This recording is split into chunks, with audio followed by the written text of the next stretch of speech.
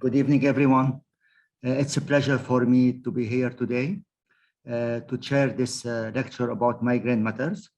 This talk will be divided into two parts. The first part will be two lectures, one by Dr. Sweta and the second one by Dr. Tamer, followed by question and answer. I will be happy to talk all those questions at the end of the two talks. Let me first introduce Dr. Sweta. Dr. Sweta is a young and dynamic neurologist. She is currently the medical director at Ras Al Khaimah Hospital in UAE. She has over 13 prize and gold medals in medicine and neurology. She did a stroke fellowship from the University of Calgary in Canada, got her MBA from the University of Cambridge in the United Kingdom. She has more than 50 publications. She wrote 2 books and has many chapters in stroke and neurology.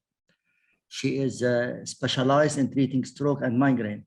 But I think what is most important than all what I have said is that she herself suffered from migraine. So she do realize the impact of this disease on the patient and their family. With no further ado, I will leave the floor to Dr. Sweta. Thank you very much, Dr. Zakaria, for your kind words. And good evening, all of you. Thank you, MCO, for arranging this. As Dr. Zakaria said, I do indeed suffer from migraine. And that is the reason why I am so close to this disease. And I understand the family implications, the quality of life, etc. So today's evening, let's have some discussion about shared decision making. You as a patient and we as clinical practitioners, how can we work together to eliminate your migraine? But before that, we need to understand, so what is your headache really a migraine? This is a very fundamental question which we need to answer first, okay? Now, when can you call no headache is just a migraine or no migraine is just a headache? This is a very important fundamental point to understand. So question number 1 to all the participants and audiences, you can put it in the comment box as well. Is the headache that you suffer from really a migraine? Because there is a ton of other things which can give rise to headache. For example, pain around here can be from sinuses. Pain which is around the eyeball, which is sharp, pulsating, etc., is cluster. If you feel that there is a kind of a tension or heaviness or head feels like a heavy this, it is tension headache. And while migraine, as we all know, is half-sided, it generally alternates between one and the other. It often associated with light intolerance, sound intolerance. It's very interesting. What happens in the brain is any kind of change or stimulus is what the brain hates in migraine, which means there could be a hormonal change with menstrual cycle.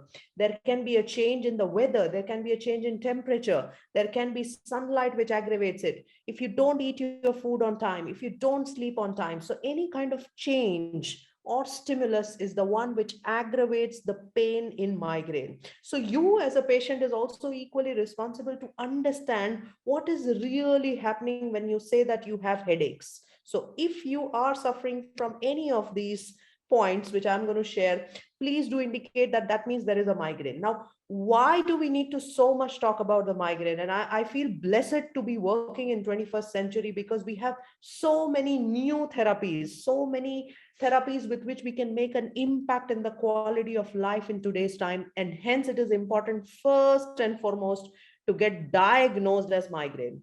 Now look at the data. 44% of the people, and this is a global data, do not have the medical diagnosis of migraine.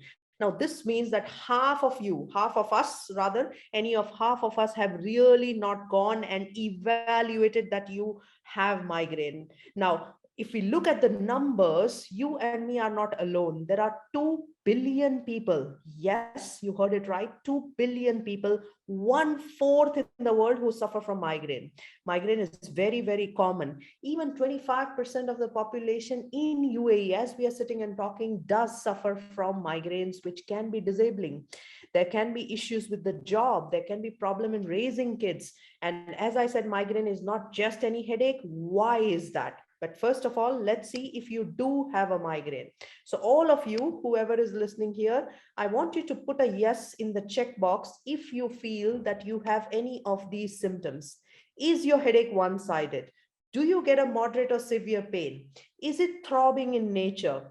Is the pain aggravated by routine activities? Is there associated nausea or vomiting? And is there light or sound intolerance? Now, if you checked 3 boxes, that means you do indeed suffer from migraine. And as I was talking earlier, why do we need to care so much for the migraine? Because the migraine can start as a pre-drome where you feel tired, where you feel exhausted. It can as an aura in which you can see some light stars.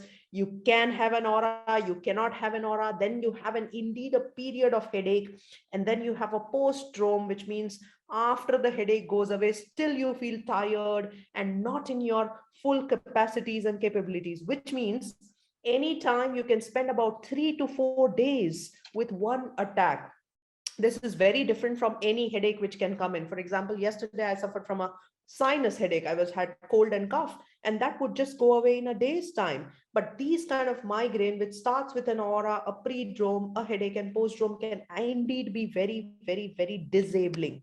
So this is just a sample picture of an aura. A lot of people who come to us first time facing this sudden blindness or some flashing lights, unable to see on one side, which is very scary. In fact, if it happens for the first time, you can feel that there is something wrong, and it's always okay. I always tell my patients, it's always okay to come and check it the very first time if you get it, because this could be an aura or this could be a jalda or a stroke. Largely, if you suffer from headaches and if you get an aura once a while, it definitely indicates that you have migraine. So it generally goes away in 30 minutes, but it's important that at that point you can lose vision, you can see some spots, you can see some dark shadows, and that itself can be very, very annoying, or sometimes even scary for that matter. Now, very important to understand what are your triggers, because migraine can be very, very different for each of them. For example, my own migraine has very special triggers related to food. If I take a certain type of food, if I don't eat on time, if I skip my meal, then these could be my triggers. Each of us will have individual triggers. And why is this important? Because that is the first step in your treatment. If you feel that cheese is aggravating, chocolate is aggravating, any kind of bright lights is aggravating, sometimes even the screens.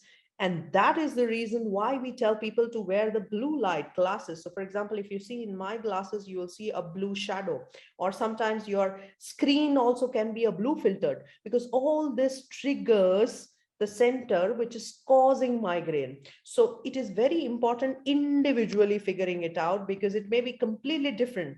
I had a patient last week in the clinic who said that, after many, many, many years with the treatment, I was able to put my favorite perfume. Otherwise, every single time the patient would just put the perfume and the smell would in fact trigger the headache. And every single time he would have to stop using that. So he had practically eliminated perfumes in his life. He never thought that he will be able to use perfume. I mean, we feel these are small things, but not really, because you cannot enjoy your life. You cannot really participate fully, and which is why the insistence on quality of life is so much important when we talk about the new treatments and the shared decision making, as the topic of today is. Now, a lot of patients who come to us do not monitor their headaches. So now there are a ton of online stuff available. There is Migraine Buddy, there are migraine apps. In fact, we at Russell Khaimah in Rock Hospital give a special form and also an app to help the patients monitor their headaches. Why is it important? It is important not just to monitor the headache, but also the pattern, and sometimes taking the tablets. The number of the tablets that you are taking also is very, very important. I'll give you an example. I had a patient who did not realize that what kind of a headache she had. Now, I said, please document it. Let's see for 2 months what is happening. Very interesting. She put her on the app, and then after 2 months, she comes back, and I see that every single time the headache happened on a Monday morning. And these type of headaches, on a Saturday morning, when she was on a weekend, when she was completely off. So Monday to Friday, she would work and she was fine. The moment moment Saturday comes, her headache would kick in.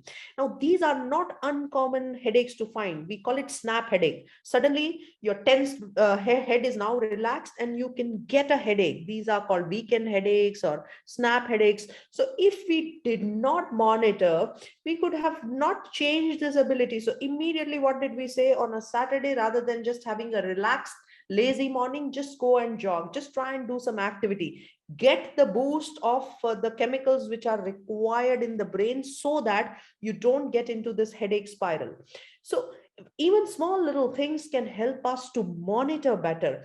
And very nicely, one of my professors said, and I can never forget that line, what you can measure, I'm going to repeat it, what you can measure, you can modulate, you can change. So if you don't measure, there is no way that we will be able to make that change. So it is my sincere request to each of you, we should not fall into this trap of medication overuse. I'm going to spend some time on this slide because it is very important to understand what is medication overuse. I'm seeing a lot of chat questions and all. We will deal with all of that. But what is really a medication overuse? Medication overuse is defined as any continuous use more than 10 days of sumatriptan, zolmitriptan. These are some of the common medicine you eat during the pain, okay, triptans. Or you're using more than 15 days of any Panadol or any Mexigesic, Brufen, aspirin, which you are continuously using. If you do that, what happens is your pain is here. Now you pop the pill, your pain gets here. Now you pop the pill, your pain gets here. You pop the pill, and then you are into this non-stop cycle. And believe me, guys, this can be a very, very difficult problem to deal with. Yes, people do suffer from a period of migraine and then they can get into this medication overuse headache. Or if they don't treat their migraine properly, a little bit of few attacks can convert into a chronic migraine. So what is this chronic migraine and episodic migraine? So migraine is essentially of two types. Now you need to check out for yourself what kind of migraine you suffer from. If you suffer from the total migraine headache days, which is under 15, it is episodic migraine. But if it is more than 15, it is chronic migraine. And if you do use medications to this extent, now a lot of people come and tell me that, oh, doctor, I just keep the medications in my drawer, in my office, in my car, in my room, in my home, and I don't remember the number of the times I take it. I just take it at the start of the pain. Now, is this a good strategy? Not really, okay? You need to monitor your painkiller medications. And I'm also going to tell you why do you need to treat the migraine not just with a painkiller, okay? The painkillers are a lot of medications which are available on the market, Panadol migraine and simple Panadol and Mexigesic, Naproxen, you name it, and it can be used, but with caution, with appropriate monitoring, then they can do better, okay? So this is kind of the calendar which we use in our daily practice for patients to mark out. We can immediately know what really is happening, and it is, believe me, very, very helpful. A lot of patients tell me, should I do a brain scan? Now, not every migraine requires a brain scan unless your aura lasts more than 30 minutes, you have a complete loss of vision. Generally, MRI is not required, but if you are having the first time migraine, speak to your doctor. The best thing is to go and talk to the doctor, and then the doctor would decide that whether scan is required or not. Very complex looking diagram, but one simple thing to understand, that in the process of migraine, there is a pacemaker in the brain. And because of the sensitivity, now generally the migraines run in family, which means genetically mediated. Your mother, your grandmother, or somebody in the family, father, somebody suffers from it. This particular pacemaker is very sensitive, and it produces a chemical which is called CGRP. This is the best invention, I would say, of this century, to understand that CGRP is the chemical which is causing a cascade of sequences, releasing all the bad chemicals, causing the pain sensitive structures to be activated and actually causing the pain. Now, this CGRP is very important for us to understand, because now we can block it. We can either block the molecule, the CGRP, or we can block the receptor. And I'm going to show some diagram, but let's say this is CGRP and it is sort of hitting at the receptor. Either you block down the receptor or you actually block this particular CGRP molecule. So it is very important that treating the migraines currently and presently, this particular molecule is best understood. Let me show you a video of what really the CGRP is. Okay, so let me show you on here. So what you are seeing, the red one is actually blocking, that is the tab or the medication which is blocking the receptor. And there would be one other molecule, what you're seeing, the white one, which is actually where the chemical itself is blocked. So it is important for us to know that either we can block that molecule or we can block the receptor to stop the migraine from happening. Now, this is all happening within a very small portion of the brain, okay? And the good thing about all these new age things are that we are only targeting there. Now, what we used to treat the people with migraine and what we treat now is very different, okay? And I will spend some time on that. But before we get into any of these, please fix whatever is the problem for you. There is a famous acronym called SEEDS, which means take enough sleep, do proper exercise or walking, eat healthy, proper food on time, take care of the dairy products, make also a diary, a note of all the attacks that you have, and stress relief. Please don't make the stress as the number one functioning thing in your body. Simple breathing techniques, walking outside, etc. can help. And there is a ton of literature which is available on each of it online, free, which can be accessed. So coming to the treatment of migraine, we have either we treat the pain or we stop the migraine from coming. Okay, this is very important. Two fundamental things for you to understand equally as what the doctor knows. I always tell my patients that, look, guys, you have to own your disease. If I suffer, I need to know everything about it, even better than the doctor, because the doctor is just giving a prescription, but you are the one who are taking it, okay? So either treat with the painkillers to abort the attack, or you give something to prevent it from coming. Now, we don't use preventive medicine, which can be every day for every single person. We check it out. How many attacks a month you have? If you have less than 5 and it is managed with 1 or 2 painkillers, we leave it alone. But if you have more than 5, it is impacting your daily life, each attack is lasting for long, is very severe. In that case, we need to give you something on an everyday basis. And of course, we need to tackle your acute pain with a medicine. Okay, now what if we had something which helps in both? There are new age medications or anti-CGRP oral, where you can just take it as a tablet, which can do both the functions together. So you need to be conversant and you need to be talking to your doctor about each of the things. So first and foremost thing, please understand, painkillers are not an answer to the migraine. They just control the acute pain. But if you want to prevent it from coming, we need to give you something on a daily basis. Now, this can be for 3 months, this can be for 6 months, this can be for a year.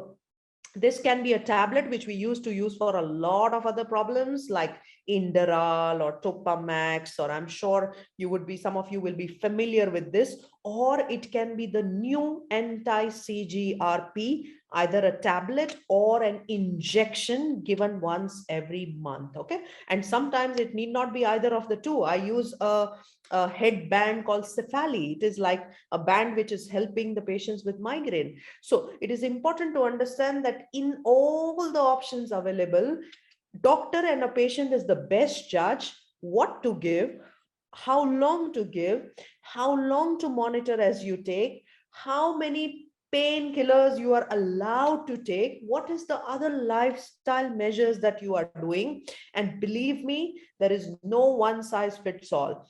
Every patient is unique. Every patient's performance is unique. You can have a student, let's say, studying in a medical school versus a CEO of a bank, and you need to tackle both of them very differently. They both may have migraines, but their demands of pain control, their need for pain control versus, let's say, a housewife is very, very different. So depending on the demands, the plethora of options which we have, a patient and a doctor needs to sit across and then discuss the options. Okay, what do we need? What is our goal? As we want to try and treat you, the goal that we have is you should have effective treatment.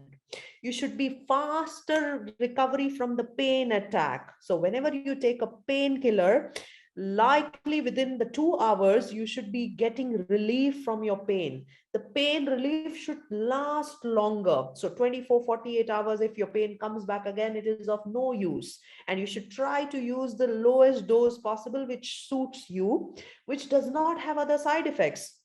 If you keep on popping all the painkillers, what you end up doing is either having MADA, gastritis, or problem with Kila, or problem with your liver. So it is bound to happen, okay, if you just keep on taking pills. Now, remember, migraine starts early, but ends pretty late. So you can start your migraine around 20, 21, and you can still at 50 be suffering from migraine, which itself indicates that it is so important for us to be taking care appropriately. If, let's say, if I have high blood pressure, what do? I simply take a blood pressure pill. I always tell the patients an example that what if I have thyroid problem, Ruta? Then if it's low, I just supplement it. I just give it. And do we stop at any point? None of these things that, okay, now I think I'm relatively better and I don't need to bother about it. No, the same way migraine is a chronic problem. It's a long-standing problem. And hence, whatever the strategy you choose, how long the tablet to give, what relief period you will have, all this needs to be discussed. And most important is quality of life. Even if you have 2 attacks, let's say they are terrible, each attack lasts for 5 days. 10 days out of 30 days, if you're not able to go to your office, if you're not able to talk to people, if you're not able to do the screens, if you're an accountant, you can't calculate, it's a complete disaster for you. So it is important that we target each of this properly. So I was talking to you about these new age therapies. Okay, now I'll just spend 2 minutes on each of this. So my first thing what I showed was I sometimes use a machine called Cephali. It's a very simple, it's neurostimulation. It was tested some 7-8 years back. For my own migraines, I had picked it up. Unfortunately, sometime it's not available in the market, but if it gets available, it's a very simple, non-drug, no medicine. You just use it with the program, easy, especially for pregnant patients, people who cannot take medicine because of MADA, people whose kidneys are a problem. Very easy during the pain as well as in the prevention or avoiding the pain, it can be used. Now, the anti-CGRP pens, okay, there are 3 different types of injections now available. So one of the injections is you can give it once a month. It is blocking the CGRP. The second injection is blocking the receptor, that is also given once a month. I'm sure you guys know the insulin pen. So it is almost similar to an insulin pen, very easy to use. You can give it once a month. We all have, I'm sure the doctors on the panel, we all have a very large experience now, 200, 300 patients individually for me who have been taking these medications. And the good thing is it controls the migraine up to 75%, up to 75%. Each person is different, but up to 75% with practically nil side effects. 1 or 2 odd patients had constipation in my database that I see at RAC hospital, but that is the pens which can be used. There is one injection which can be given as IV into your veins as EBRA every 3 months, which is also doing exactly the same job as what these injections are doing. The idea is we give you 6 months up to a year and see how you do. And most people do very well, and then we stop it, and then the effect does last for a very long time. Would you have to take it again? Probably yes. None of us know yet, but generally we take a course and you do very well, and then we can repeat the course. It's available through the insurance and very easy to administer. We haven't, as I said, seen any side effects. And now one also an oral tablet a tablet which can be taken by mouth, which is doing both the jobs. It can be used during the pain as well as it prevents the attacks, is also going to be available. So all this will be a very important sort of armamentarium in your treatment of migraine. And I want to really know, so you can put in the comments how many of you are taking the injection. I'm sure a lot of your experience also, since we have about 500 odd participants, will be very important to share with each other what really is happening. And some more we will discuss during the question answer sessions. Now, as I said, the response to these medications is fantastic, is phenomenal. Up to 75% of reduction of the migraine headache days is possible by taking any of these medications. So when I say migraine headache days, what I really mean is how many days in a month calculated do you suffer from the pain which is coming from migraine. Okay, so you need to really calculate the number of the days. Let's say you were spending 15 days with migraine every single month. Out of those 15 days, 12 were very, very severe, where you popped in your Proxen or sumatriptan or zolmitriptan. There are various medicines. Now, these also have a special role to play in the pain. Okay, so they are important. But if, let's say, you're taking 12 odd medicines, which means your migraine is not controlled, and you do need a strategy to prevent it and to avoid taking these painkillers by supplementing it with other stuff. Monitoring, going to the doctor, figuring it out what is the right strategy, taking a shared decision and a call. And most important for all of these patients, what we have seen in the database is they stop coming to emergency. I'm sure a lot of you, the first thing that you get a severe pain is just go to the emergency and take an injection, Voltaren, and finished. But how often can you keep doing that? You need to be visiting the emergency. Voltaren itself can have side effects. You need to take injectable. It is very difficult during the time to travel, etc. So there are other medications available as well, which are stronger, which can reduce the pain, like lasmiditan. All this is now, literally in last 3 years, we have 7, 8 great options which can be offered, provided that we understand what type of migraine you have and what other things that you have been doing for the migraines. Okay, so in summary, I have about 5 minutes. What I would say, that understand first of all that you have migraine. This is primary. If you do not understand your headache, you can never treat it. As I said, if what you can measure, you can modulate. Then second, you need to measure it by putting a diary across. Okay, very, very important. Third, please take a control of your acute pain tablets. Don't just keep taking the tablets for the sake of it. Please make sure that you have a plan. Triptans taken very, very early. Zolmitriptan, sumatriptan, it works very well for the pain. Sometimes if they don't work, Proxen or Panadol or special type of other Brufen combinations, etc. work. Check it out. How is it for you? Monitor and take it. Very important. The other new agents like lasmiditan, talk to your doctor, because you cannot drive and certain things that you cannot do. So you need to talk to your doctor and understand that. That's number 3. So understanding what type of tablets you are taking. Now, remember this point number 3, you are not treating the migraine by doing this particular thing. Okay, I will repeat myself again. You're not treating the migraine, which means you need to start treating the migraine. That is point number 4. And how do you treat the migraine? You have to categorize your migraine. Are you episodic migraine? You are chronic migraine? Have you been overusing? Do you suffer particularly, let's say, female during the menstruation, just before menstruation, just after menstruation? Are you suffering from any typical type of aggravation? Please understand in point number 4 the type of your migraine and what medication we can give you.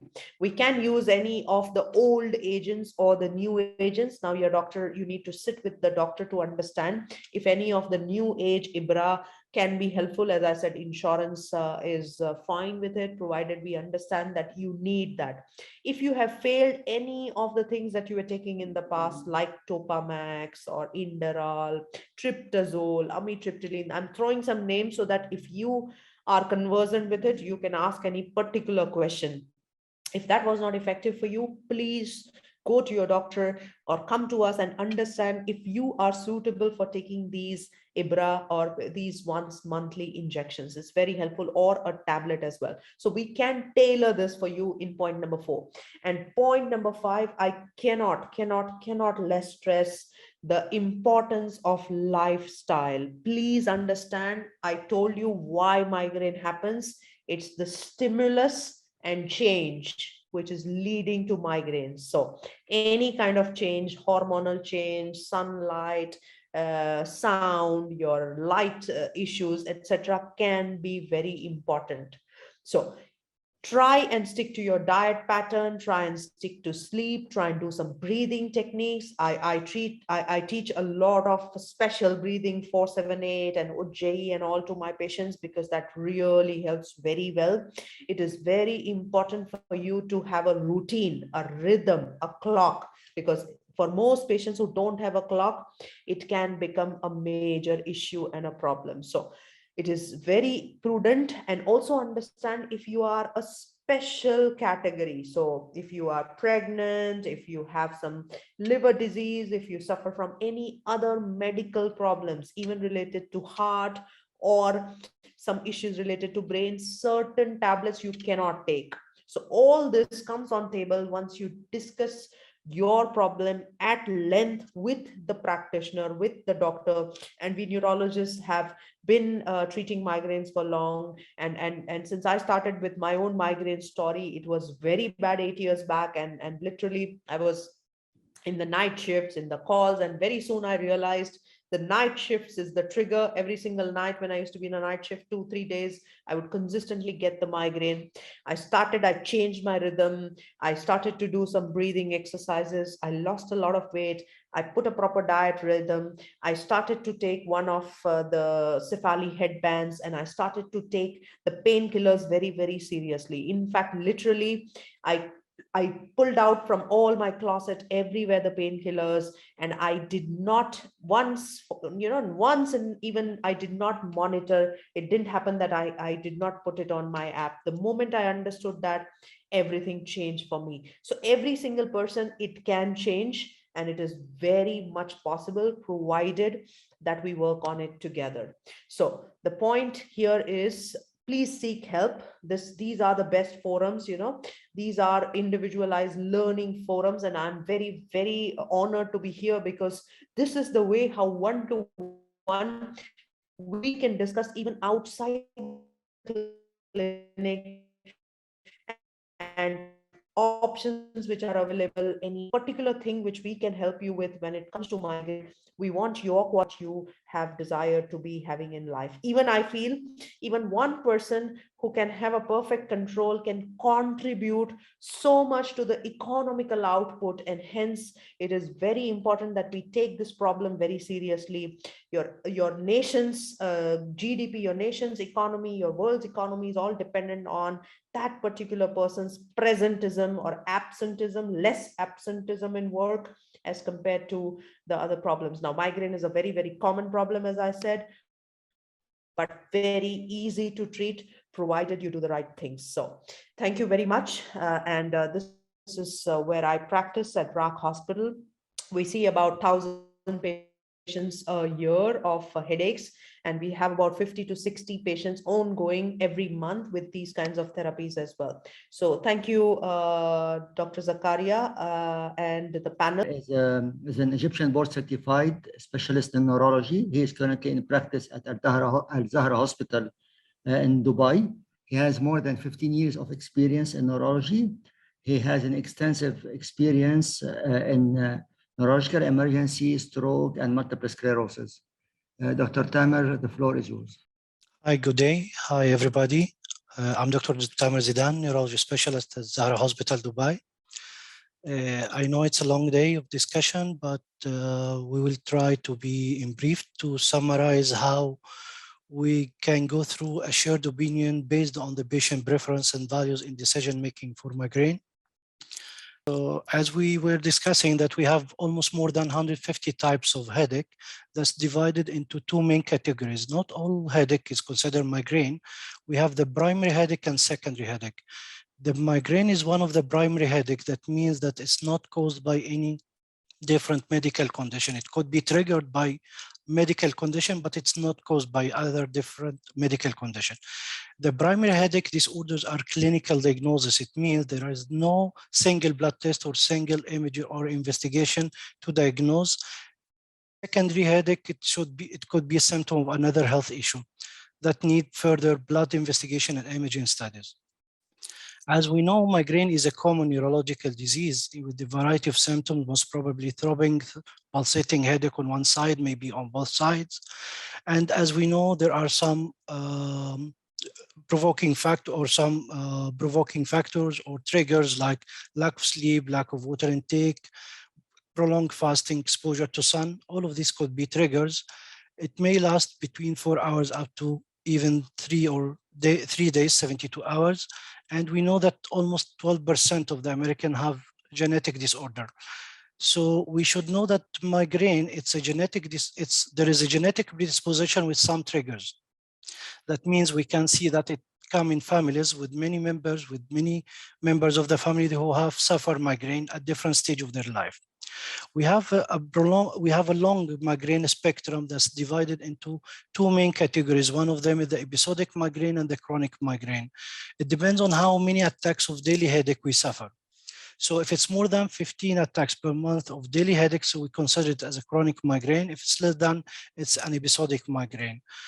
The episodic migraine by itself is divided into low frequency episodic migraine and high frequency episodic migraine based on the numbers of the attack you suffer. So between 4 to 7 attacks, we consider low frequency. Between 7 to 14, we consider high frequency. Along with this spectrum, we have what we call medication overuse headache that's overlapped sometimes with migraine. We see many of our patients' relative friends who are using painkillers more than 15 days a month, so that itself, the medicine can be a source of headache. Along with this spectrum, we have the many patients with prior medication failures. They tried many medication for the last 15, 20 years, and they still suffer from migraine. All of us, as we discussed before, migraine attack, it passes with 4 phases. One is the pre-dawn phase that could last 3 hours up to several days before the headache starts. There are some symptoms related to irritability, depression, difficulty to speak, irritable mood, feeling nauseous, having fatigue, some sensitivity to light or sound. Then the aura will come. Should not be in all patients. Some patients come with aura, some patients without. It could last between 5 minutes up to 1 hour. Then the headache attack itself, which lasts between 4 hours up to 72 hours. There is some sensitivity to light, to sound, to odors. Sometimes patient can experience feeling nauseous, have some stomach troubles, loss of appetite, and feeling warm or sweating, or sometimes cold or chills. There is some associated dizziness, tender scalp, gastrointestinal symptoms. And then it will not stop by like this. Most of patients can experience 1 to 2 days of post-ROM symptoms, which we consider it as migraine hangover, being unable to concentrate, feeling depressed, fatigue, low mood, feeling some euphoria. As my colleague discussed, to treat migraine, we need first to control the triggers, and everyone should search through his observation for the triggers that can provoke his migraine attacks or make his migraine worse, which are different and it varies from one person to another. So after controlling the triggers, we come to the next step, which is the medication. We have two kinds of medication. One is the abortive medication and the preventive one.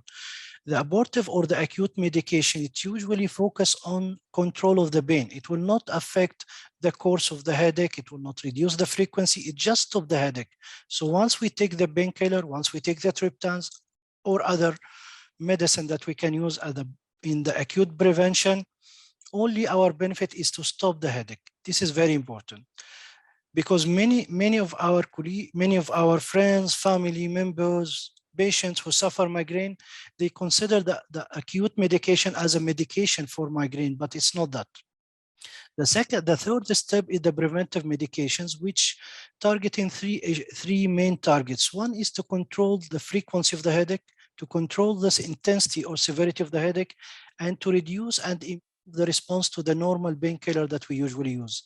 We found we had many of our patients, many of our clients, when they receive some prophylactic medication, after a while they experience that the response to the medicine had been improved, or they start to reduce the daily pain medication they are using. As had been discussed, we have different lines of acute migraine treatment. I will just focus on some of them with the main risk factor that we can face. First line management, which include acetaminophen, non-steroidal anti-inflammatory like diclofenac, ibuprofen, naproxen. All of them are good drugs. They can help, but they carry some side effects like gastric upset. They carry some, we need to be cautious when we are using with cardiac patient, with hypertensive patient with multiple comorbidity, or on polytherapy. That's one. And on the long term, they can affect our kidneys in a bad way. The second option is the Reptans, which is almost the commonly used medication in acute migraine attack. They carry some risk of cardiac side effects. Sometimes they carry some risk of side effects. Most of the patient experience like chest tightness, feeling lightheadedness, feeling sweating, feeling down. Some of these side effects can happen, and some of them can work immediately. Some of them need some time to work. And sometimes we have other combined regimen. Either we combine 2 or more medication, or there's some formulation in the market that contain this combination of the medicine. If this first line is not helping, we can go to the second line, either at home or in the hospital, using some of the antiemetics, ergotamine, intranasal migranal, parenteral non-steroidal anti-inflammatory. In some refractory cases, we need to use some of the strong medication like dexamethasone. This is the steroid. It can help for the refractory migraine attack, some parenteral dihydroergotamine, magnesium sulfate. Sometimes we can go for valproic acid. In very few studies, it can help a little bit. All these acute medication, they carry mainly most of the patient they don't like, because they don't like the side effect. They don't like the gastric upset, the gastrointestinal upset, the feeling nauseous, having vomiting, feeling down. Maybe they spend few hours, 1 to 2 days, up to 2 days, they feeling discomfort after using this medication. Headache will stop, but other post-drome symptoms will be there. This is the most common guidelines had been used in US for the last few years, that we found that Reptans are the most commonly prescribed drugs for acute headache or for acute migraine treatment. We found that 59% of the covered acute prescription come from the Reptans. The non-steroidal anti-inflammatory drugs are also most commonly used over the counter, and they carry mainly most of the side effects. So they don't found too much prescribed medication. Most of them are over the counter. Also, some other non-Reptans prescription like Furinal and severe or persistent migraine is there. If the first line is failed, usually we go for the second line. And if it's failed, we can combine other medication or go to more stronger medicine like morphine, like tramadol, which need to be given in a hospital or need sometimes to be admitted in a hospital. The preventive medication, we have different class. What I will share with you, this is the preventive medication for the episodic migraine. As we said before, we have a chronic migraine and episodic migraine. Both share the same options of treatment, and what's level A and B, this is the level of evidence. That means it's based on many trials on thousands of patients all over the world from multi-center, and they show efficacy and show a good response to this medicine. So we can try the anti-epileptic drugs like valproic acid, topiramate, beta blockers, triptans. This could be used. It's used as a level A evidence. All of us trust of this. Some other drugs like antidepressant, like SSRI, amitriptyline, SNRI like venlafaxine, beta blockers also more stronger like atenolol or nadolol we can use, other triptans we can use, and mostly when we are using the triptan, the description based on our experience. It's mainly on the expert experience. If this medicine is good, this medicine can help. Some patients prefer some triptans more than the other one. Other medications we can use like ACE inhibitors, and we usually prefer if the patient have comorbid hypertension. Alpha agonist, candesartan, we can use all of these. Antiepileptic drugs like carbamazepine, it's also used but less frequently. We can combine this medication or prefer as a first option if the patient has some comorbid condition like epilepsy or seizure disorder. Antihistaminic also can be used in few people, and it showed some efficacy. Other medications related to carbonic anhydrase inhibitor, mostly we use this in some cases of migraine attacks related to the monthly period or hormonal disturbances. We sometimes use other antidepressants like fluvoxamine or fluoxetine. Other antiepileptic drugs like gabapentin, other tricyclic antidepressants. So all of this we can use. Only in the chronic migraine, we start in the level A with the botulinum toxin or the Botox injection. We can start at the first line of management in chronic migraine. The guidelines agreed by most of the physicians all over the world that in addition, the preventive treatment is added to the acute medication because, as we said before, only acute medicine, the target is only to stop the headache. So we can start with the medicine that we described before, and we can see that the first line options succeed in about 50 to 70% of patients. But our practice in the last 4 years had been changed a lot because of the new molecules, as our colleagues discussed with the new CGRP molecules. As we said, we have now almost four molecules in the market.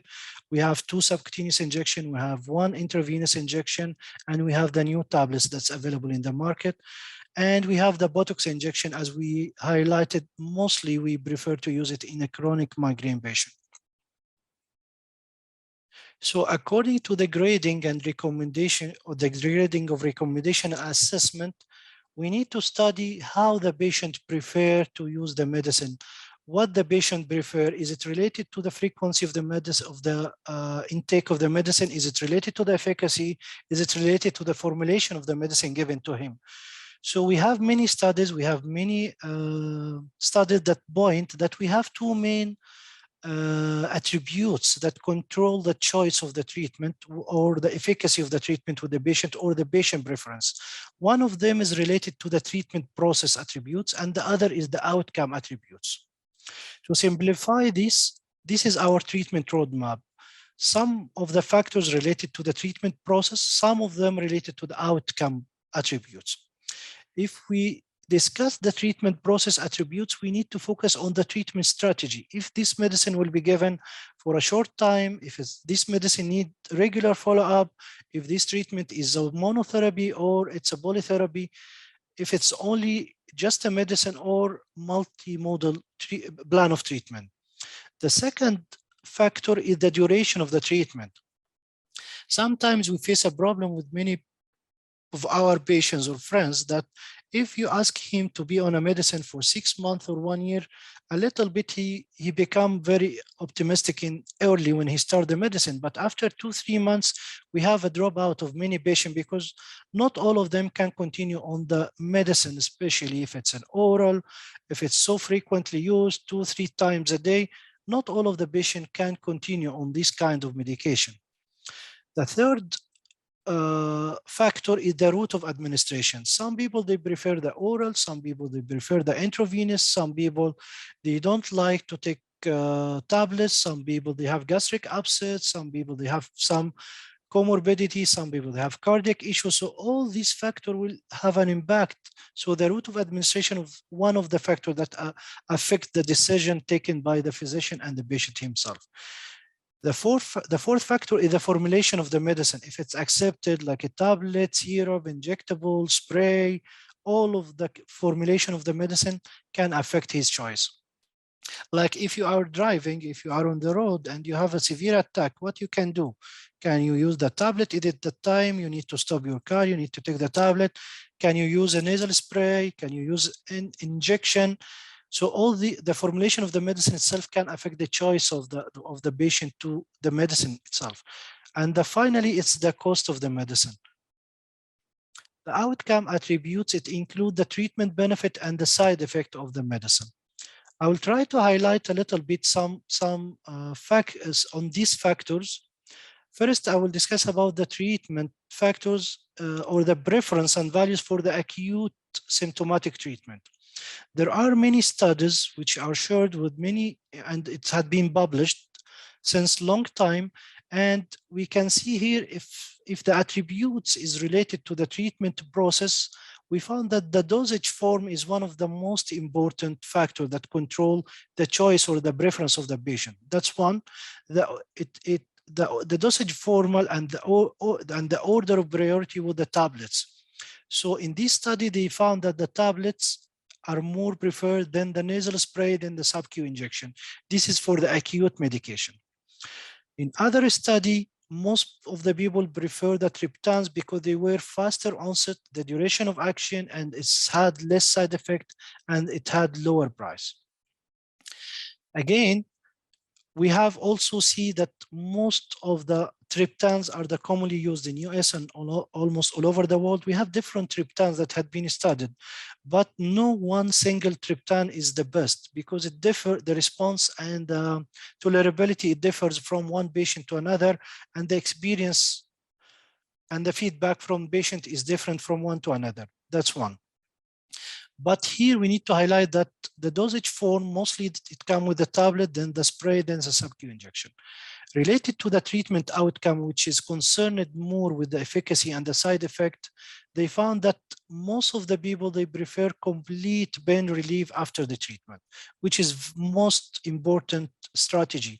If I need to give a patient a medicine, his main concern is that I need to stop the headache. Whatever the medicine or side effect, most of the important is the rapid pain relief without adverse effect. Some people, they can accept some adverse effect if they get a fast and rapid pain relief. So to summarize, related to the treatment process, it comes the tablet, then spray, then sub-Q injection, and the faster onset of action. Related to the treatment outcome, it comes the fast and the strong and the complete pain relief.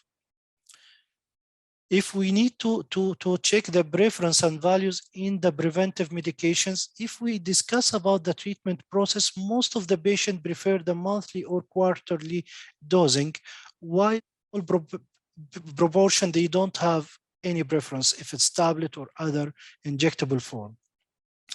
In other study, also the result will be the same. Most of them, they prefer the monthly or quarterly. It means the low dosing treatment. If the patient take less frequently used medicine, he prefer that more than the high frequently used medication. If we study the treatment outcome that's concerned with the treatment efficacy and side effect, we see that most of the patients rated the efficacy as the most important aspect of the preventive treatment.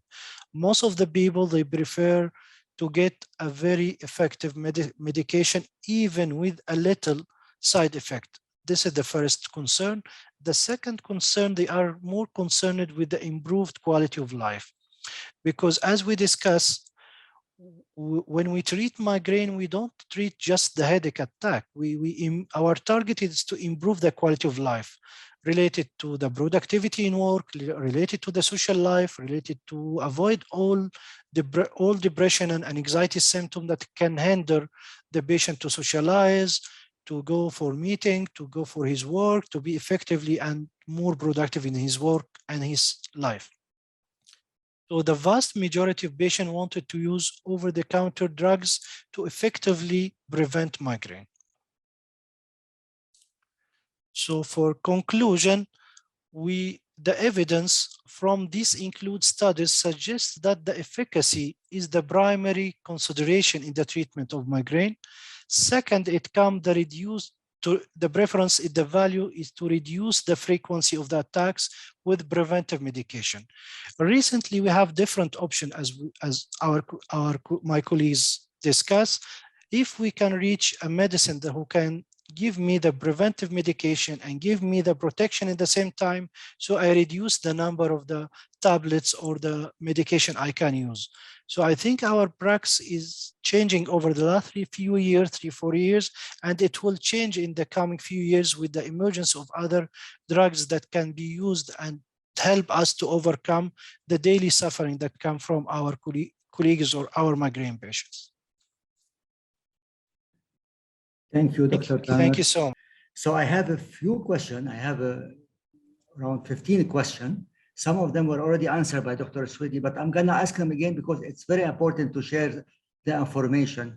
The first question, how do we treat, Dr. Sweta, how do we treat migraine for those people who have very weak pain tolerance? What would you do? Yes, thank you for that question. People who have very weak pain tolerance also has to understand this whole pain cycle that we discussed. Is it really the weak pain tolerance, or that you have been taking a lot of painkillers and you have made that pain tolerance created by you?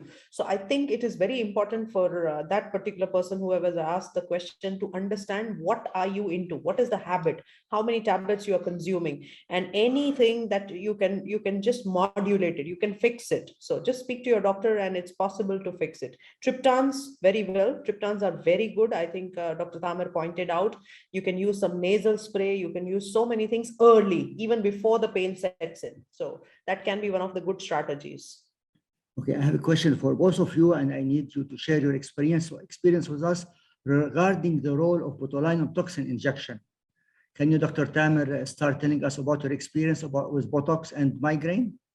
Yeah, as we discussed, when we treat migraine, we either treat from the process, from the start working on the neurotransmitters involved in the migraine, or we treat by the end with the pain receptors so the Botox injection, it treat the pain, but it didn't work on the process of the migraine. That's one. And usually we prefer the first line in a chronic migraine patient that who have suffered more than 15 attacks of daily headache per month. In some people, in very few occasions, we can use an episodic migraine, especially only in few people who have a certain profile, like he's not tolerated other medication, failure of other medicine, who is not able to be compliant to other medication. Some people who have frequent flight attendant, cabin crew, we prefer the least frequent medication that we can use. So it's an effective medication. It could be given every 6 months. The first injection could last up to 8 to 9 months. Some chronic patient we can give early a little bit, maybe between 4 to 6 months. So it depends on the profile of the patient. So as we discussed before, we are tailoring the medicine based on the guidelines and based on the patient needs. Dr. Sweta? Yes, I would echo the same, that it is an approved medicine for chronic migraine, but there is no blanket. Each person is different. Every single patient needs to be addressed, and sometimes 6 months, 3 months, some patients of mine didn't do well, even 2 months later. So it has to be properly tailored. Again, the good thing is there is no real side effect concerns, etc. Obviously, it's a lot of pain.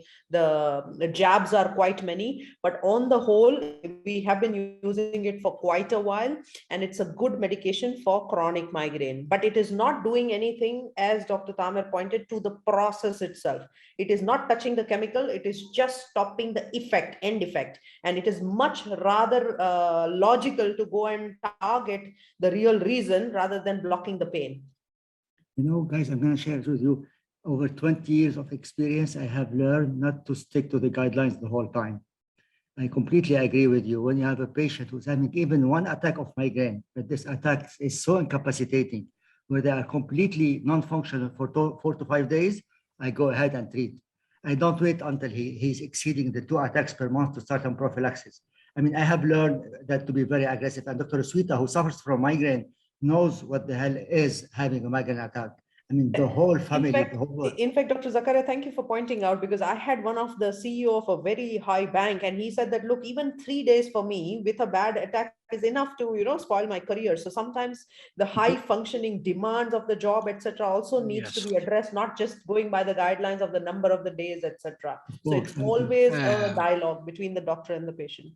Okay. I also need to address that, Dr. Zakaria. I totally agree with you. Some patient, even after treatment, we achieve a great goal. Like if we reduce the frequency from 20-25 attacks per month and we reduce to 2 or 3 attacks per month, shall we treat? Shall we continue treatment or no? This is like a daily question in our clinic. It depends on the patient needs. Some patients who are like flight attendants, who are in a VIP position, who need to be alert all the day, all the time. Sometimes our goal is not to allow for one single attack, so that sometimes we exceed the guidelines and discuss this with the patient. Agree. I have a question also that was asked several times about pregnancy, lactation, and medication. What would you recommend? And do you recommend, would you give anything to a pregnant woman or a lactating woman? Medication, I'm talking about medication. Dr. Sweta? Yes, so pregnancy is a very important consideration. Now, a few of the first 3 months is when the baby is forming. So first 3 months are very important, what we call the first trimester. You cannot take all the NSAIDs or triptans or anything for that matter. Simple paracetamol for treating the pain is good. Most of these injections that we talked about and anti-CGRPs, and we cannot take it when you are pregnant, or even we need to stop it for 6 months before you can get pregnant, although they may not cross the placental barrier and cause damage, but this has not been shown in the studies. So what you need to do is, if you are planning that, you need to tell the doctor that. Some medications are very safe. I have been using, let's say, if the patient has too much of acute pain, too much of this, the steroid, what Dr. Tamer talked about, it's a very good injection tablet which we can give during pregnancy.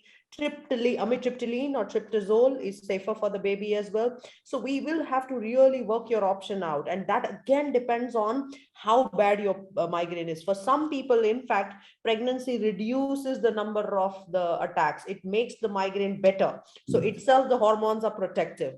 Right. Dr. Tamer, I have a question from a patient. This probably, I have been taking Enderal for migraine prevention, and he or she took it for around 8 weeks. She was getting 40 milligram twice a day, PID, I guess, and then she stopped it. She had some, while she was taking the medicine, she had some side effects with personality changes, depression, and anxiety, and she tapered it over a period of 4 weeks under supervision by my doctor until I completely stopped the medication around 1 week ago. But I'm still suffering from all these psychiatric symptoms in addition to some panic attacks. How long time, in your opinion, it's going to take her to get back to her baseline? Yeah, as we agree, all of us, we know that beta blockers self had many of the side effects that we can see in different patients. Most of them like depression, exacerbation of Raynaud's phenomena, bronchospasm in patients with asthma, or even patients with acute upper respiratory tract infection. But the symptoms, it depends if this Enderal or this beta blocker exacerbated this symptom that she had before, or itself it's just a side effect. So the duration or the duration of these side effects, it depends on a premorbid personality, the comorbid anxiety or depression, that's one. And it depends on other factors or other comorbidities she had. We don't have like an exact time to say that these symptoms will disappear within a certain time, but she needs a further assessment, because migraine itself, it can be accompanied with symptoms of anxiety up to panic attacks in some patients. So we need to verify if it's just a side effect for the medicine, is it a just exacerbation from the drug, or it's something related to the migraine itself. So I think further evaluation of this patient is better. Yeah, I agree completely. I have another question from another patient reporting that every time she takes triptans, she suffers from nausea and vomiting. What would you recommend? Dr. Sweta? And the question is, shall I keep taking it, or she has to stop it? Yeah, it's a very common side effect. Now, depends on what dose are you using it. Are you using it early in the thing? But if you can always switch the class, so you can always try some other triptan, try and test it. You can use another, let's say, nasal spray if you're feeling nausea by the oral tablet. So a lot of options are there in triptans as well. Okay, Dr. Tamer, what about alternative medicine like hijama, ozone therapy? Do you think they can help? Or especially there are many studies about the alternative medicine, and we find it differs from one culture to another. But there are certain types of alternative medicine like hijama or cupping. It's already approved to help as a prophylaxis for migraine, especially if they had other comorbid chronic muscle spasm, chronic pain syndrome. They have some comorbidity of cervical disc prolapse. It can help. Acupuncture also, it had been studied to be helpful in this group of patients. There are many studies on Ayurveda and homeopathy, but it depends on the protocol used for these patients. So we agree that some alternative medicine can be helpful because again, I think the tolerance, some people may not tolerate one and the other, so it's always a balance. So the balance, the tolerability, the lifestyle, all of this can help because again, like maybe between 60-70% of the people, when they control the triggers, they achieve a great control on their migraine attacks. So all these alternative medicine we consider as a part of the lifestyle. Okay, I have a question. What is snap headache? Dr. Sweta, Dr. Tamer, did any of you? Yes, so I think I discussed about it. It is happening just when you are working from Monday to Friday, but suddenly you stop working. So Saturday or a Sunday, you start getting this kind of a snap. This is what we call snap headache. That is called the snap headache. It's just because your muscles were tight and suddenly you are relaxed on a weekend. We do see. So when we take the histories, this is what I was talking about, the pattern, and it's important to not label it as migraine and treat it differently. Okay, I have a very interesting question here. Can we develop tolerance to CGRP? Dr. Tam, you don't want to answer. Dr. Sweta doesn't want to answer neither. See, we till now, again, we have a very good experience with the CGRP, but related to the tolerance or formation of antibodies, all this is under research, but we don't have a clear data, up to my knowledge, that point that there is a tolerance. I think if we can deliver the message, shall I move between one anti-CGRP to the other, this will be more logic. That means in our practice, if we I will discuss my experience. If I have one patient who experience failure of response to one of the CGRP, usually if I shift to another one, usually the response will not be major. But in very few people, we found that sometimes shifting between anti-CGRP, it can add a little bit benefit. I don't have a clear data because we don't have a clear study about combination or shifting between other anti-CGRP. Dr. Sweta?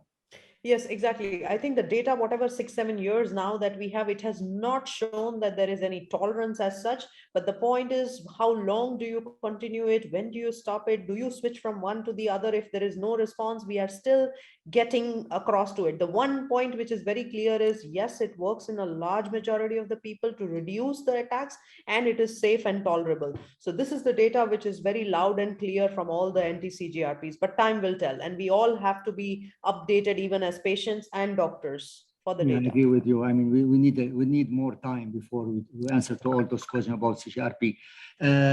Question I have here. Question. Okay, my migraine is lasting 5 days. My migraine attack is lasting 5 days. Is this normal? This is a question from one of the patients. So I think generally 72 hours after that, we call it status migrainosis. But what you may be having is a prodrome, then a headache, exactly the figure that Dr. Tamer showed, and then a postdrome. So in that, the whole thing can last 5 to 6 days. But generally, the attack of migraine should be under 72 hours, 3 days. So I would say that just talk to your doctor and figure out, is it really migraine or something else? Okay, I need also to address, in addition to Dr. Sweta, what she discussed, also sometimes we have patient with migraine and overlap chronic daily headache. That in such patient, usually we can see sometimes they consider the migraine attack more beyond than 72 hours. So I think we need to verify more if it's just a single attack, as you said, or it just comorbidity with other kind of headache that could be found in single patient, in one patient. Okay. Another question from a patient. I usually get more attacks during summer because my main trigger is heat and sunlight. Can I just take the injection for the summer period during other season? I take once in a while. Panadol migraine helps a lot for me. I just need to sleep off after taking 2 to 3 Panadols every 3 hours. So the question is, can she be treated before summer and then stop her medication after the summer? Possibly she may have cluster headache if it's very seasonal, coming exactly at the same time. So just consider whether it's not migraine, because cluster headaches can come in a particular season, in a particular fashion. And I don't think so Panadol migraines every 3 hours is a very good idea, because you will be blasting your stomach out. So maybe you can try some other prophylactic tablet before the start of that, which is very much possible before your season starts. But don't do the only pain treatment method, which is disastrous. Okay, Dr. Tamer, I want to also. Yeah, go ahead. Sorry, go ahead. For the previous question, also I need to add that if you have this condition every summer, as the doctor said, we need to review your diagnosis. That's one. But if we are sure that this is a typical migraine, we follow the guidelines. So if you take a preventive or prophylactic medication, it will protect you for the coming years. Maybe it will not treat you immediately for this summer, but it will give you more control for the coming summers and coming years. Okay, I need you guys to answer a patient asking about menstrual migraine. Can anybody explain to them about menstrual migraine? About? Menstrual migraine? Menstrual migraine, yeah. So usually the menstrual migraine, it's mostly related to the hormonal disturbance that can happen during the menstrual cycle, or maybe few days before, or even it could come after during the months, maybe during the ovulation or something, which are related to the surge of the hormone inside the body. And usually it's related to some fluid imbalance, and and this fluid imbalance trigger the abnormal response to the blood vessels inside our brain. Most of these ladies, we found that it will improve by the age of menopause, but sometimes it's restricted only this menstrual period. In this, we can try some medications, some alternative medicines, something like magnesium, something like Khaimah or Higama. Sometimes we recommend to take some medicine like Diamox a few days before the monthly period to reduce the fluid retention inside the body. So we have different options, but if it happened all over the month and it belongs to episodic migraine, I think that time we need to follow the guidelines for that treatment. And I think the new Remegipant, what is the oral CGRP, can also be a very good option for people to prevent, as well as during that time when the patient has the attack. So I think that's a good combination. Some people also ask whether oral contraceptive pills they cannot tolerate, and it's very likely it's because of the hormones up and down, or the change, as we discussed, is precipitating it. So best is either you can use a low estrogen, or maybe you can use some alternative methods. So always hormone is a concern, and you should be very much particular in what you tackle or how you tackle. No, I honestly believe that the CGRP tablet will be the future as an abortive treatment. I think ultimately we will not be using triptans anymore, or even analgesic, especially that there are some data mentioning that the addiction rate to the CGRP is lower than the triptans. Yeah, so the rebound headache that Dr. Sweta was talking about, it probably will not see it in the future, hopefully at least, with those CGRP. I have my last question. It's also from a patient. I'm going to read it. I have migraine for almost 15 years now. I'm taking so much paracetamol and caffeine combined with anti-sinusitis medication, and I am only relieved for a few hours. I'm tired from taking medication. I have tried, to take medication. I have taken Topamax and Aral, but no effect. Tried sumatriptan tablet. and she wants to know what would you recommend next. Can she start CGRP? So these are refractory. What you are telling us is a refractory migraine, and possibly medication overuse because you have been taking a lot of medicine. This cycle has become very consolidated. Yes, anti-CGRP. What we used to do before was we had to detox each of the patients. So once you are on a lot of painkillers, more than 15 in a month, we had to give you some form of therapy where we will be getting all the medications off the system, out of your system. But with anti-CGRP, we can immediately put you on that and have the reduction simultaneously. So yes, I would say that anti-CGRP is a good class of molecule. Now, each of it, whatever can be chosen, would be good for you. And in fact, two failed previous prophylactic is what the insurance also allows us to provide anti-CGRP without any problems. Since they are expensive, we need to also consider the cost. Yeah, I think, I think I share the same opinion. It's beyond the migraine spectrum that overlap between chronic migraine and overuse, daily headache migraine related to the overuse of medication. So we need to treat both at the same time. We need to detox the patient.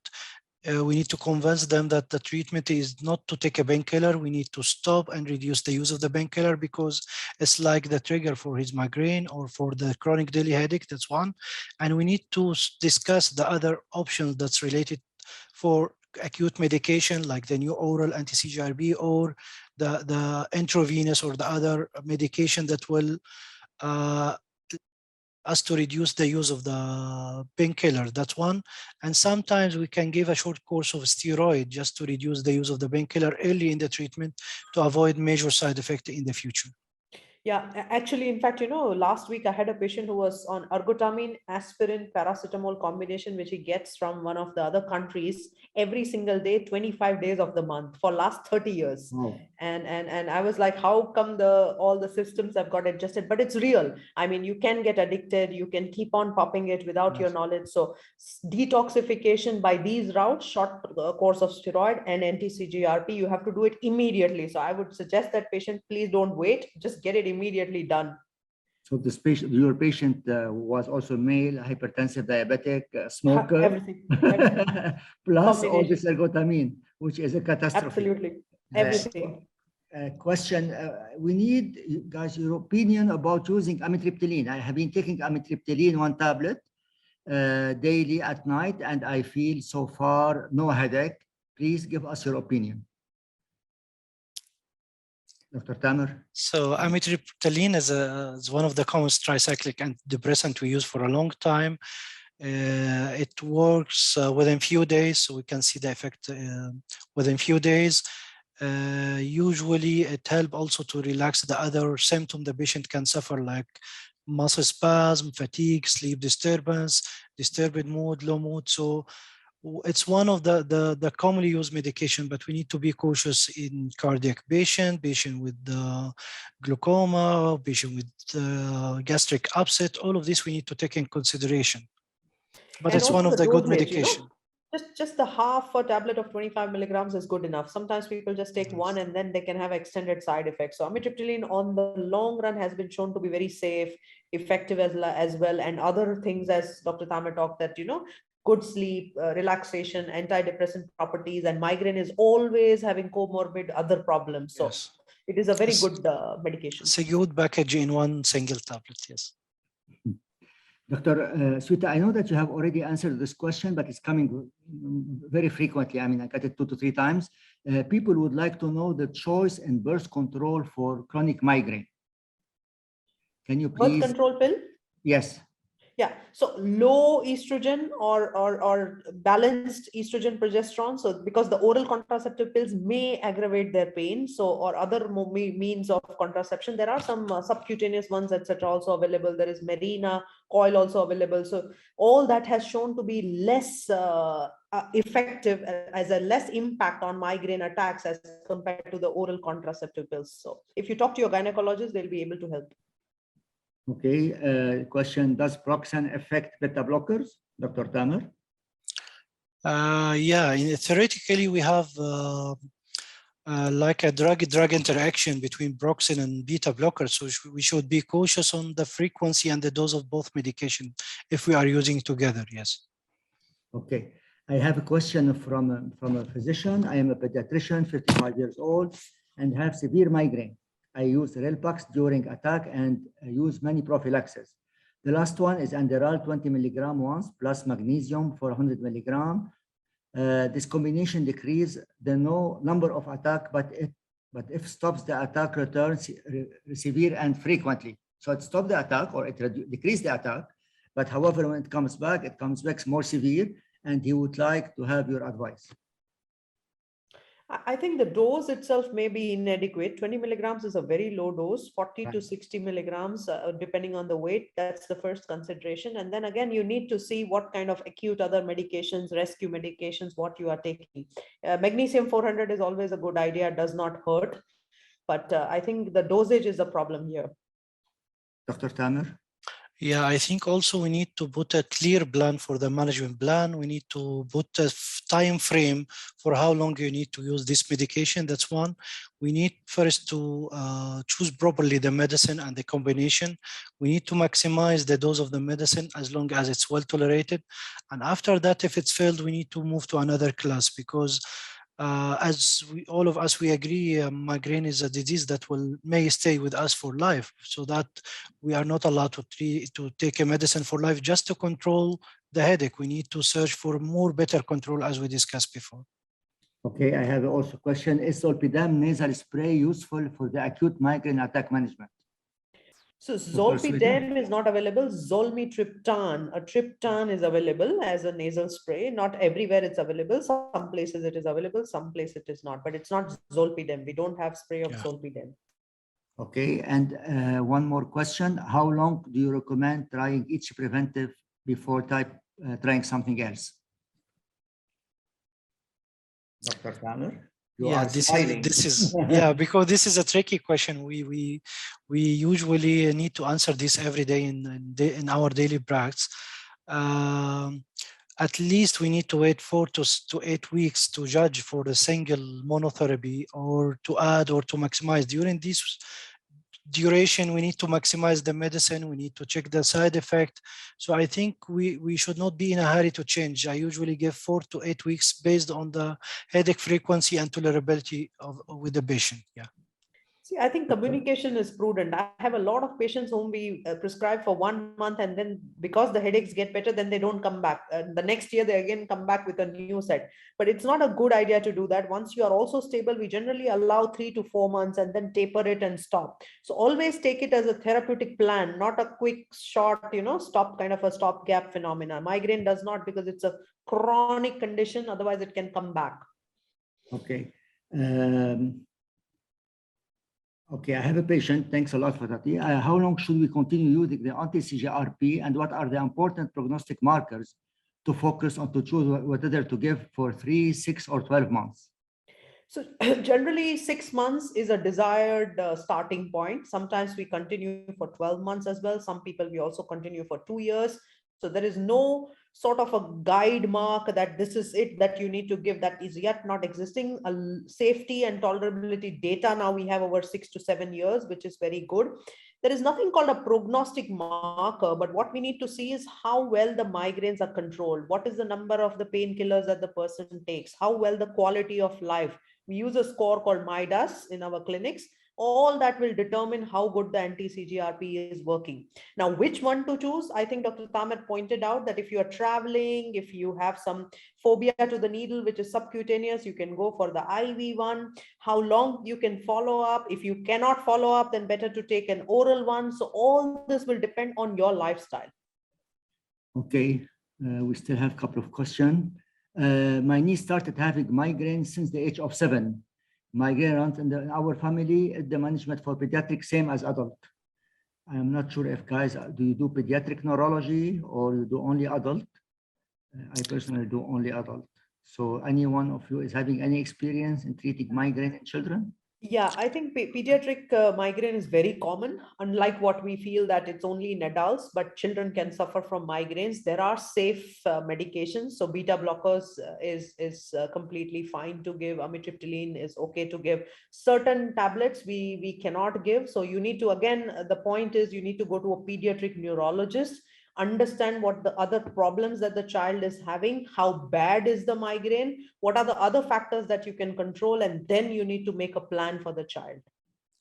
Dr. Tamer? Yeah, I also need to address if we have a child with a typical migraine, I think it's better to be evaluated with a pediatric neurologist, but I need to confirm something that in pediatric age group, we focus more on the triggers and investigation to rule out the secondary causes or the mimicker other than migraine, like epilepsy, like abnormal hormonal disturbance, vitamin deficiency. All of these should be investigated more than in adults, because again, migraine we can see in pediatric age group, but the triggers are different, the investigations are totally different. So I think it's better to be under pediatric neurologist, and if it will be handled only with adult neurology, he need to focus more on the investigation to rule out other mimicker or other headache syndrome that can mimic migraine in pediatric age.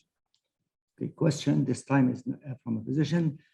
Any data about starting Aimovig 140 milligram instead of starting at 70?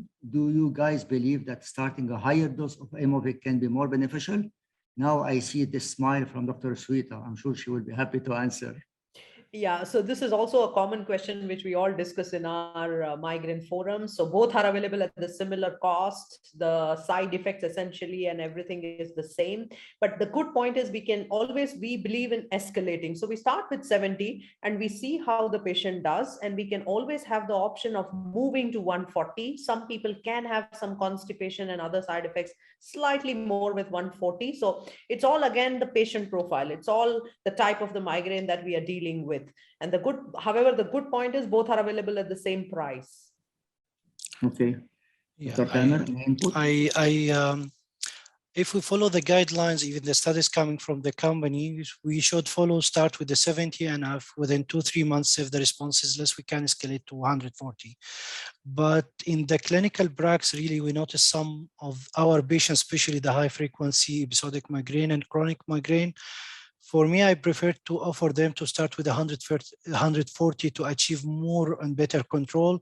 Maybe after 2 or 3 months, we either continue the same dose or we reduce to 70 to see the response, because most of the patients, they prefer to have a high efficacy and more fast and rapid control of the frequency of the high frequency headache.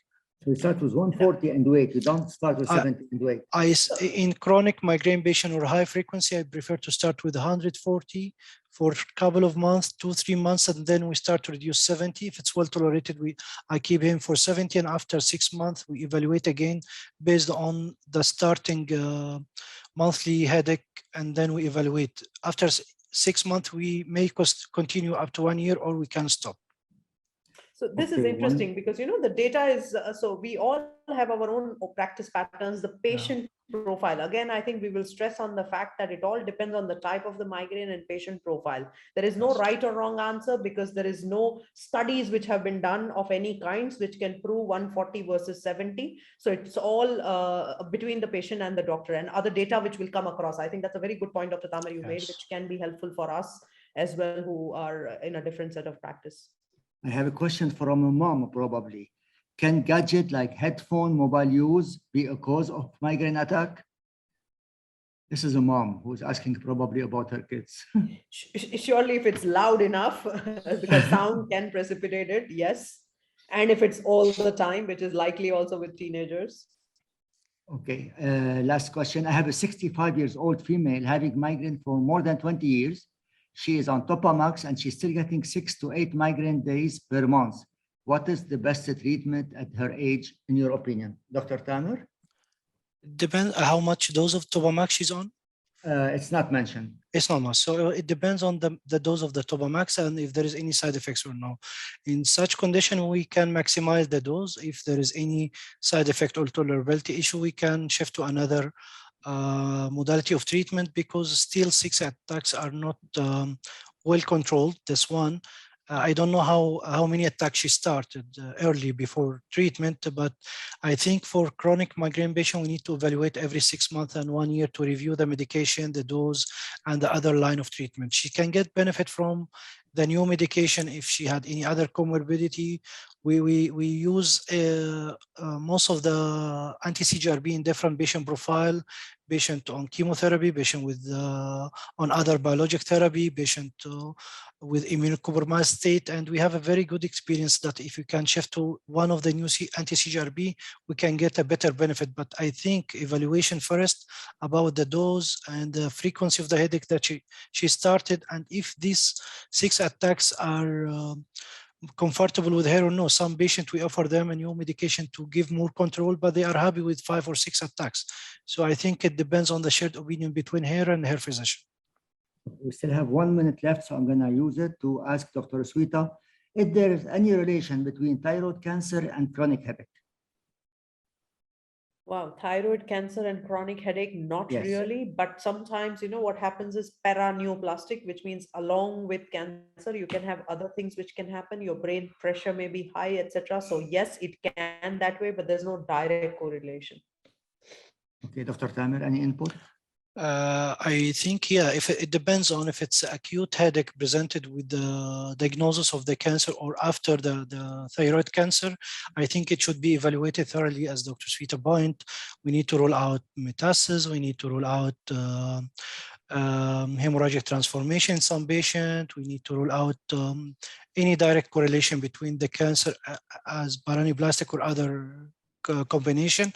If there is like a hypofunction or hypothyroidism associated after, I think there is comorbid or association between hypothyroidism and migraine. So I think it needs to be evaluated as a teamwork between her endocrinologist and neurologist to reach a final conclusion about if it's just a trigger, if it had direct or indirect correlation with her migraine. But it has to be taken seriously, and you cannot leave it alone. So it has to be immediately diagnosed. Yes, she needs to have an imaging. She needs to have an appropriate workup. With this, I'm going to stop. Thank you very much. I would like to say thank you to all the participants. There was more than 600 participants present today. Thank you for staying so late. Dr. Sweta, Dr. Tamer, thank you very much. It was outstanding lecture. We'll hope to see you soon again. Thank you for the organizing committee. Have a good night.